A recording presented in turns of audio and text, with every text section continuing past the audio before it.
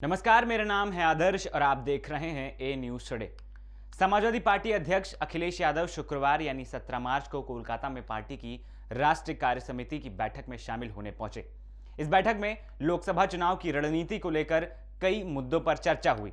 इस बीच सपा प्रमुख अखिलेश यादव ने पश्चिम बंगाल के मुख्यमंत्री ममता बनर्जी से भी मुलाकात की। इस मुलाकात के कई मायने हैं। 2024 चुनाव के लिए नया फ्रंट तैयार करना, बीजेपी के सामने एक मजबूत चुनौती खड़ा करना, इस परसेप्शन को भी तोड़ना कि मोदी के मुकाबले कांग्रेस या उसके नेता राहुल गांधी ही हैं। और ये शायद इसलिए क्योंकि अखिलेश और ममता समझ गए हैं कि राहुल गांधी और कांग्रेस के साथ गठबंधन करके कोई भी फायदा नहीं होने वाला है। और ये सच भी है क्योंकि हाल ही में हुए कई राज्यों में चुनाव परिणाम इस बात का जीता जागता उदाहरण है कि बीजेपी को कांग्रेस चुनौती देने में बौनी साबित हुई है।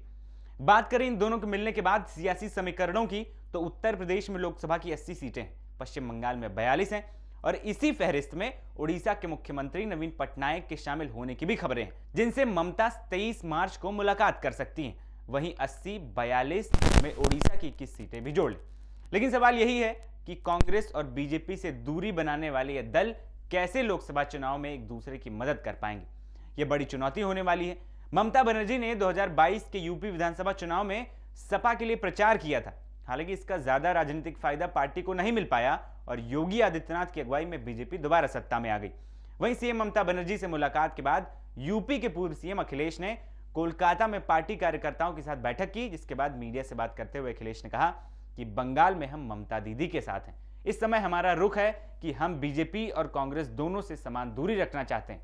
लेकिन दूसरी ओर इन दोनों की मुलाकात के बारे में राजनीतिक पंडित ये आसार जता रहे हैं कि कोई और खुश हो या नहीं, भारतीय जनता पार्टी के खेमे में इन्हें देखकर जरूर खुशी की लहर दौड़ गई होगी।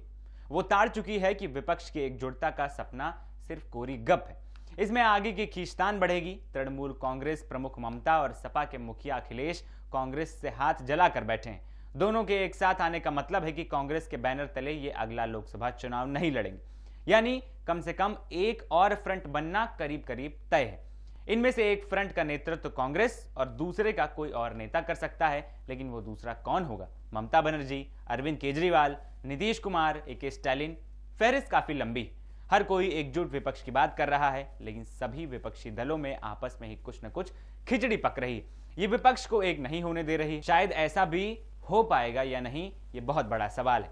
एक बात और साफ है, बीजेपी आज इतनी मजबूत है कि एकजुट विपक्ष के लिए भी उसके सामने चुनौती पेश करना मुश्किल है। बिखरे विपक्ष की तो बिसात ही क्या है।